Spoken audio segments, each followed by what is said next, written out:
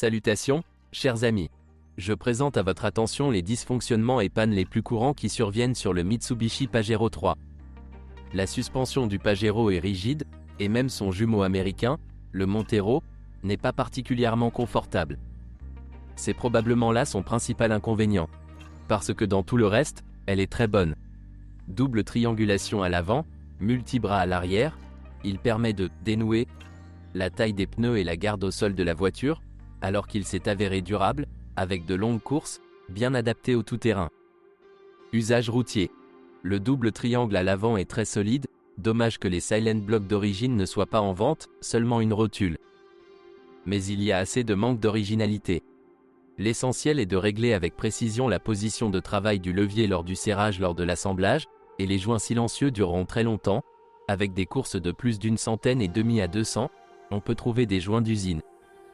Il est également important de ne pas manquer le moment de l'affaissement printanier, cela vaut la peine de restaurer le point médian, une fois par an, surtout après l'installation ou le retrait d'équipements supplémentaires. Les rotules sont solides, mais vous devez surveiller l'état des bottes. Dans la boue, elles se soulèvent souvent et de l'humidité et du sable pénètrent dans les articulations. Les leviers eux-mêmes sont massifs et solides, il faut des efforts pour en endommager un, mais les points de fixation au faux châssis sont plus souvent endommagés. Ils souffrent de corrosion et de contraintes mécaniques et doivent donc parfois être soudés. Dans le même temps, la fixation du faux châssis à la carrosserie en souffre. La boîte de vitesse est suspendue à deux supports, chacun sur ses propres Silent Block, et ils s'usent également. Souvent, les propriétaires ne changent pas ce qu'ils considèrent comme des éléments mineurs, et pendant des années, ils ne peuvent pas faire face aux vibrations et aux chocs de la suspension et de la transmission. Et ce qui est surprenant, c'est que ce n'est que tant que les élastocinématiques de tous les blocs silencieux sont coordonnés que la voiture reste relativement confortable. Le plus de difficultés surviennent pour ceux qui soulèvent la carrosserie par rapport au faux châssis. Parfois dans ce cas, même avec tous les nouveaux élastiques, les vibrations ne peuvent pas être surmontées. Et il ne faut pas oublier le remplacement de la douille de l'amortisseur, le jeu à cet égard est principalement responsable de la sensation de panne au passage dans les joints. La suspension arrière dure moins longtemps, ne dure généralement que jusqu'à 150 000, mais la principale raison des réparations n'est pas le jeu, mais les impacts violents sur la carrosserie. C'est généralement assez simple, l'usure de l'amortisseur, des bacs d'amortisseur et l'absence de joints en caoutchouc sous le ressort de suspension. Les silencieux sont souvent visuellement encore intacts, mais vous pouvez retrouver des traces de contact entre le levier et l'endroit où est fixé le silencieux du fait de sa souplesse accrue. La rotule bouge jusqu'à ce que de la saleté y pénètre, selon votre chance. Le petit orteil du triangle commence aussi souvent à grincer précisément après des incursions en route. Et si la voiture est généralement expéditionnaire et fonctionne sous surcharge, vous devez alors examiner l'état de la butée, la géométrie du bras triangulaire supérieur et l'état des ressorts. En général, l'état de la suspension des côtelettes préparées pour de sérieuses aventures est totalement imprévisible. Direction, avec crémaillère conventionnelle et direction assistée. La ressource est assez décente, le mécanisme en produit généralement 200 à 300 000, mais des fuites se produisent régulièrement, tant dans les tuyaux que sur le rack. De plus, ce sont souvent les joints latéraux de la crémaillère qui fuient, plutôt que les anneaux et l'arbre. La cause de nombreux problèmes est la surchauffe du système au sol et à basse vitesse. Un gros radiateur hydraulique pourrait être utilisé si la voiture roule souvent en route. Et vérifiez soigneusement les tuyaux dans le compartiment moteur. Les fuites de liquide peuvent très bien être une fuite lente du système de direction assistée. Une attention particulière doit être accordée à la pompe des voitures diesel. Elle est très non standard, avec un entraînement par engrenage, et coûte cher. Une pompe neuve coûte plus de 1000 €, et une d'occasion n'est pas non plus bon marché. Il existe des kits de réparation de rotors de marque, mais ils coûtent plus cher qu'un ensemble pompe provenant d'un fournisseur non d'origine, environ 2 fois plus cher, 120 € pour l'essence et 200 pour le diesel. Donc une pompe hurlante n'est pas bonne, ici elle hurle seulement lorsqu'elle est sérieusement usée. La transmission Super Select 4 du Pajero est complexe, avec une riche sélection de modes et étonnamment puissante. Tous les composants, y compris les arbres de transmission, sont très fiables. Les options comprenaient le verrouillage des différentiels avant et arrière, et dans les versions régionales, des options plus simples avec un entraînement de boîte de transfert mécanique et même sans différentiel central pouvaient être installées. La majorité des voitures sont équipées d'une transmission automatique à 5 rapports V5 à 5.1 développée par Mitsubishi, mais pas toutes.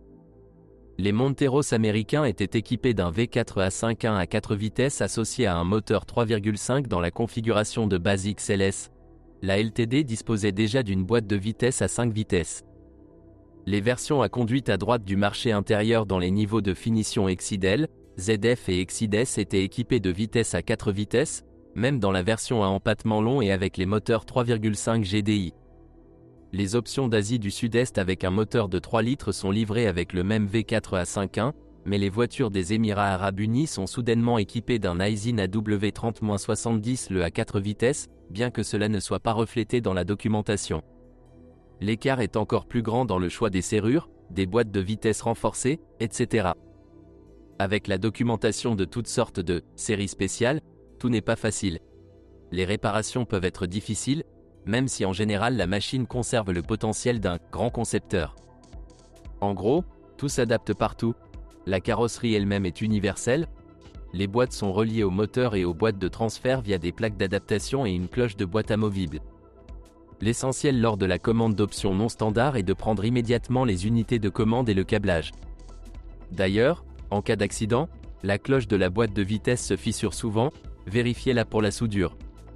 Les mécaniques ici sont principalement des V5 M31 A6 ou V5 M31 A6X, elle a également été utilisée sur le Pajero Evo et d'autres versions les plus puissantes de la deuxième génération, elle détient 450 Nm de couple, elle n'a donc aucun problème avec les moteurs à essence. À moins qu'il ne fasse tourner le roulement dans le boîtier central de la boîte. Cela se produit après une surchauffe, lorsque le plateau de pression et le roulement s'insèrent dans le boîtier en aluminium s'affaiblissent. L'état de la transmission manuelle, même à un kilométrage de 350 à 400 000, est généralement encore correct, bien que l'usure des synchroniseurs et des embrayages des deuxième et troisième vitesses se produisent assez régulièrement et qu'il ne soit plus possible de passer les vitesses rapidement. Les roulements eux-mêmes sont assez fiables, les arbres sont solides. La réparation est possible, mais généralement peu pratique, car le prix de la boîte assemblée est inférieur au prix d'un kit de réparation standard pour roulement et fourche avec synchroniseur. Et en cas de problème grave avec la boîte de vitesse, par exemple après une fuite d'huile, la différence entre le prix du contrat et celui de la réparation sera plusieurs fois plus importante. Prenez simplement soin de l'appareil, ne laissez pas de fuite ou d'impact sur le corps, c'est assez délicat ici. Et lors de l'achat, n'oubliez pas de vérifier l'huile et l'état des aimants. Avec un moteur 2.5, vous rencontrez également une boîte de vitesse V5 MT1 plus faible et moins fiable. Heureusement, le moteur lui-même est rare, on ne le trouve que dans certaines versions européennes et parfois parmi les versions asiatiques. Étant donné que la conception du V4A51 à 4 vitesses et du V5A51 à 5 vitesses est généralement la même, il présente également des problèmes communs. La box est assez fiable, ne présente pas de problème généralisé, le système de refroidissement est réalisé à l'aide d'un échangeur de chaleur dans le réservoir froid du radiateur et d'un radiateur supplémentaire dans la plupart des versions. Il n'y a qu'un seul inconvénient à ce schéma. Lorsque l'antigel est rarement remplacé, l'échangeur de chaleur tubulaire se corrode parfois au niveau des points de soudure, avec pénétration ultérieure de l'antigel dans la transmission automatique. Pour cette boîte, ce n'est pas fatal si vous remarquez le problème à temps, mais, bien sûr, cela ne contribue pas à la durabilité, ce sont généralement les embrayages les plus chargés qui en souffrent. Le problème le plus courant avec ces transmissions automatiques n'est pas du tout cela, mais une simple défaillance des capteurs de vitesse d'arbre d'entrée et de sortie, ainsi que du capteur sélecteur. À des charges élevées et des kilométrages bien au-delà de 200 000, des problèmes purement de ressources liés à l'usure des garnitures de verrouillage du moteur à turbine à gaz, des embrayages du pack reverse, des bandes de frein et des embrayages overdrive commencent à apparaître progressivement. De plus, le filtre à caisson est très sensible à la saleté. Il perd considérablement de la pression lorsque la saleté s'accumule, et les solénoïdes de blocage du moteur à turbine à gaz et de pression de conduite s'usent avec le temps et doivent être remplacés. La boîte de vitesse est très simple à réparer, elle possède un bon câblage et une bonne partie mécanique, même si elle est réalisée sans une marge de sécurité insensée, comme les anciens 4 mortiers Aisin. Mais un nombre important de voitures de plus de 400 000 véhicules ont désormais un kilométrage, les investissements dans ce domaine ne sont donc pas exclus. Il est peu probable que les réparations soient bon marché, donc l'achat d'une transmission automatique sous contrat au Japon reste le moyen le plus simple, mais les unités de travail garanties semblent commencer à s'épuiser. Préparez-vous au fait que vous pouvez simplement le remplacer et que tout ne fonctionnera pas. il y a de fortes chances que la nouvelle box ne dure pas longtemps et devra également être réparée. Et le meilleur choix est le dépannage préliminaire d'une transmission automatique usagée avant l'installation avec remplacement des joints, des packs d'embrayage et des solénoïdes les plus chargés. La transmission intégrale sur presque toutes les voitures de cette génération est Super Select 2 avec une gamme complète de modes de conduite, gamme basse, verrouillage central et possibilité d'activer le mode propulsion. Les principaux problèmes auxquels presque tout le monde est confronté sont des erreurs dans les vannes et les actionneurs d'entraînement à vide pour connecter le moyeu de l'essieu avant et les pannes des capteurs de la boîte de transfert. La pneumatique est une chose délicate, les soupapes tombent en panne avec le temps, et ici les parents sous la forme du Hyundai H1 sont utiles, leurs soupapes sont 3 fois moins chères que celles d'origine et leur qualité n'est pas pire. L'unité de capteur de la boîte de transfert commence à tomber en panne avec le temps, et à partir du manuel, vous pouvez comprendre lequel des capteurs fonctionne mal. Heureusement, ils peuvent être nettoyés et réparés. Il arrive aussi que tout va bien avec le capteur lui-même, mais que le câblage soit court. Sur les voitures à kilométrage élevé, le sélecteur de mode dans l'habitacle et le moteur boîte de vitesse sur la boîte de transfert elle-même s'usent et tombent en panne. Les deux pièces ne sont pas bon marché. Pour le prix d'une pièce neuve, vous pouvez souvent obtenir un ensemble de transmissions automatiques d'occasion. Ainsi, lors de l'achat, il ne faut pas négliger de vérifier le fonctionnement de tous les modes de transmission. L'indication doit fonctionner et il ne doit pas y avoir de clignotement du voyant sélecteur orange sur le tableau de bord pendant la conduite. Les boîtes de vitesse avant et arrière souffrent principalement des infiltrations d'eau lors de la conduite tout-terrain. Il faut faire attention à l'huile et à la buée, mais dans l'ensemble, il ne pose presque aucun problème. Certes, il existe de nombreuses options de conception, notamment pour celle arrière. Et, comme déjà évoqué dans la partie sur la suspension, n'oubliez pas de surveiller la suspension des boîtes de vitesse, cela entraîne souvent des vibrations inutiles et difficiles à capter. Les arbres de transmission des voitures sont solides, mais pas éternels. À l'avant, le joint homocinétique tombe généralement en panne. Si le couvercle se brise, cela ne dure pas longtemps, mais tant qu'il y en a des sous-contrats, y compris chez Delica, ce n'est pas un gros problème.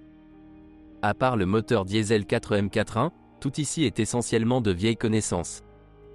Au moment de son installation sur le Pajero 3, Montero 3, la famille Essence 6H72, 74-75e existait déjà depuis de nombreuses années et générations. Des moteurs diesel des familles 4D56 et 4D40 ont également été installés, y compris sur son prédécesseur. Les moteurs à essence se distinguent par un bon appétit, une longue durée de vie, une maintenabilité et un large éventail d'options de conception. Tout cela conduit globalement à deux choses. Premièrement, à l'installation fréquente de HBO. Deuxièmement, pour des réparations faites soi-même ou en garage, qui sont rarement de grande qualité. En conséquence, sous le capot se trouve souvent un désarroi complet, des unités non originales d'autres modèles Mitsubishi et Hyundai, ainsi que des traces de réparation dans des fermes collectives.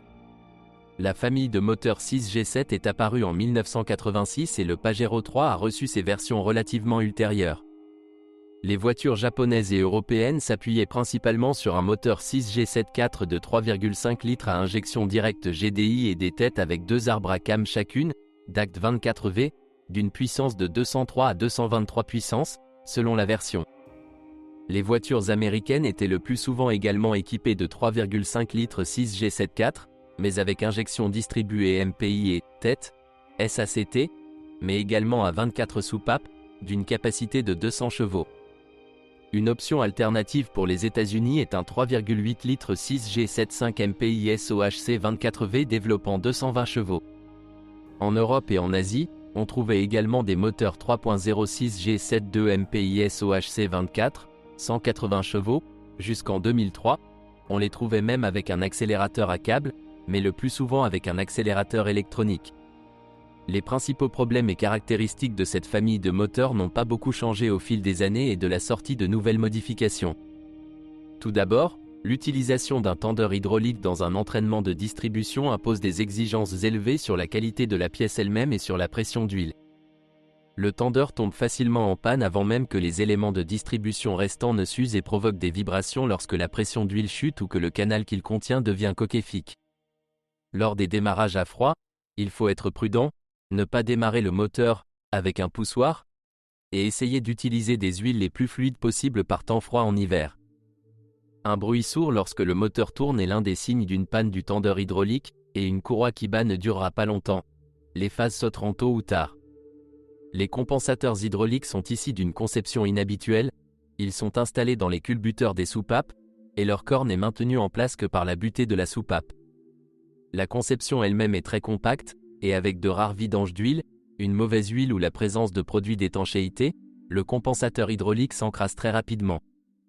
Cependant, même dans des conditions idéales, ils vivent rarement plus de 200 000 personnes.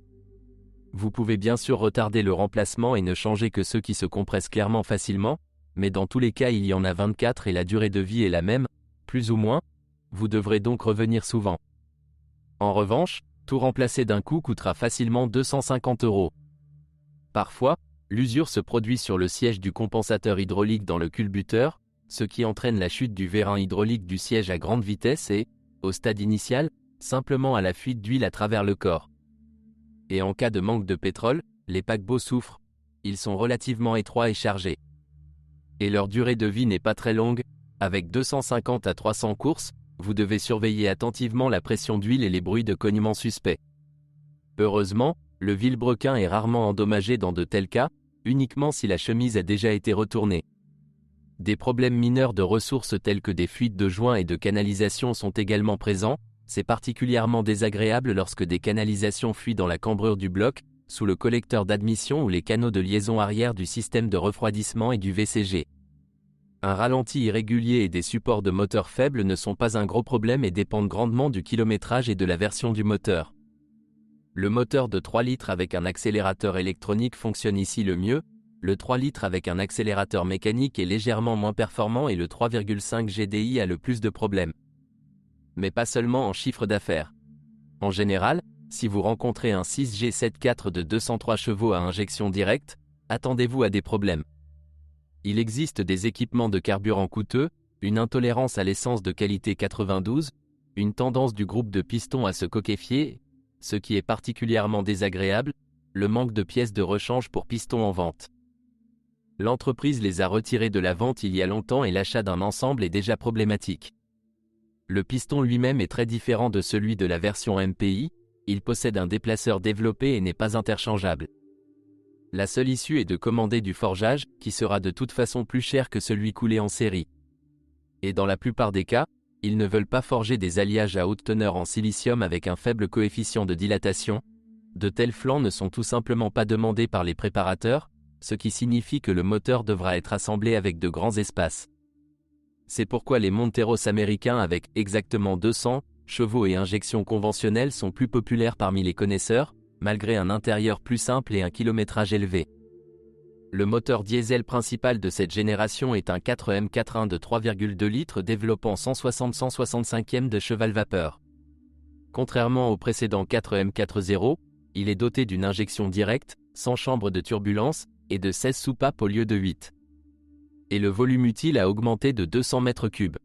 La troisième génération a reçu une version avec une pompe d'injection électronique Zexcel VRZ, considérée comme problématique en raison de ses caractéristiques de conception et de son prix.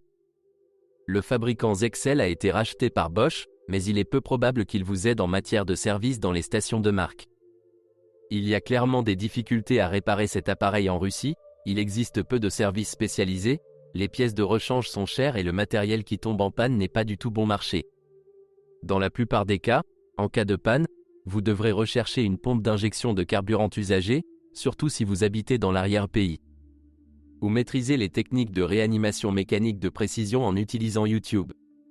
Si vous avez de la chance et effectuez des réparations immédiatement après l'apparition d'une erreur sur le capteur de calage d'injection, vous éviterez très probablement les pannes du piston de distribution, les éraflures de l'arbre, du rotor et des bagues.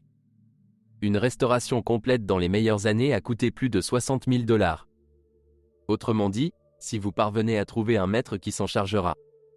Cette pompe d'injection de carburant ne tolère pas la solidification du carburant diesel et dans ce cas, l'aération du système est presque garantie. Lors de la vérification, un contrôle avec un scanner est requis, la vérification des paramètres CSP réels et CSP cible doit aller jusqu'à 29%, de préférence jusqu'à 25%, après 32%, les perturbations dans le fonctionnement du moteur sont généralement visuellement perceptibles. Des lectures élevées indiquent des problèmes avec la tige ou l'usure de la paire de pistons. Vous pouvez également essayer de vérifier le moteur sous charge et voir s'il y a une forte fumée noire provenant de l'échappement. Les diagnostics dans un service spécialisé peuvent en dire long sur les problèmes, mais de tels services doivent encore être trouvés.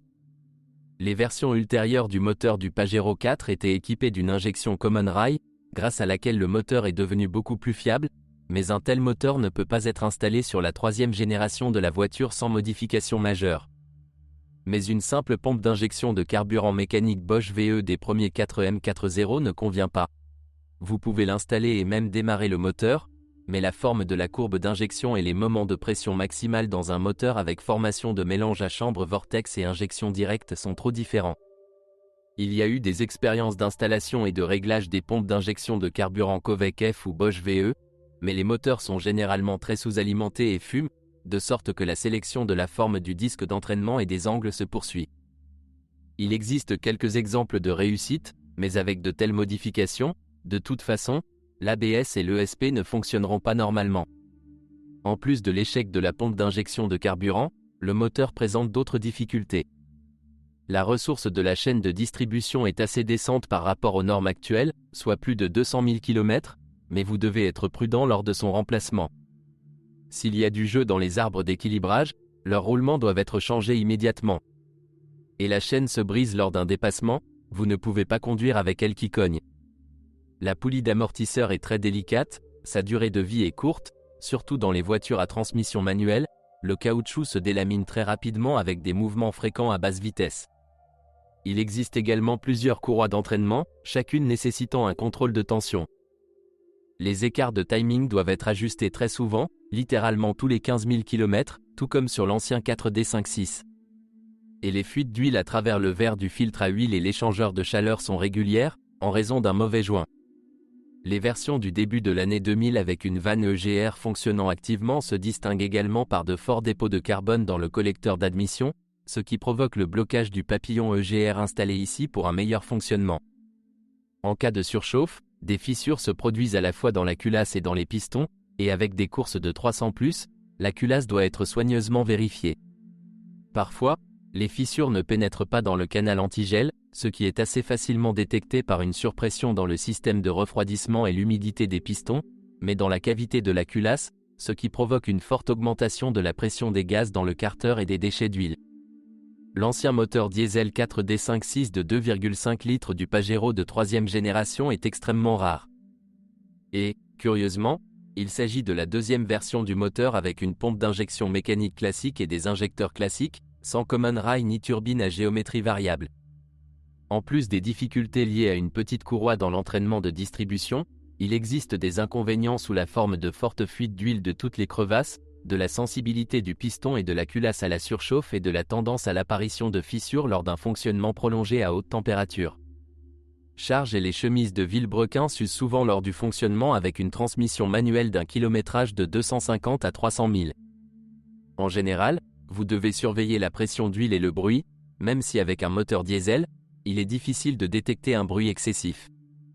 Eh bien, il est presque impossible de trouver un moteur diesel 4M40 de 2,8 litres, sauf peut-être dans les voitures brésiliennes ou thaïlandaises. On les trouve uniquement en Biélorussie voisine, et alors en quantités infimes. La meilleure version de Pajero est une version essence à injection distribuée, c'est-à-dire soit un 3 litres, soit un rare 3,5 des USA avec une capacité de 200 chevaux, et non 202 ou 220. Il est logique que ce ne soit plus un Pajero, mais une Montero. Les voitures à injection directe ou à moteur diesel seront nettement plus gênantes. Sinon, on peut, comme toujours, conseiller de privilégier les voitures les plus proches possibles de l'état d'usine, et de ne pas lésiner sur le diagnostic. Parmi les problèmes inhabituels et coûteux, nous ne pouvons retenir que la fameuse pompe ABS, mais sinon, c'est une voiture solide qui a une bonne durée de vie résiduelle même à 20 ans. Ceci conclut les informations sur les problèmes de Mitsubishi Pajero 3. Si vous en savez plus ou n'êtes pas d'accord avec ce que vous avez entendu, je vous attends dans les commentaires.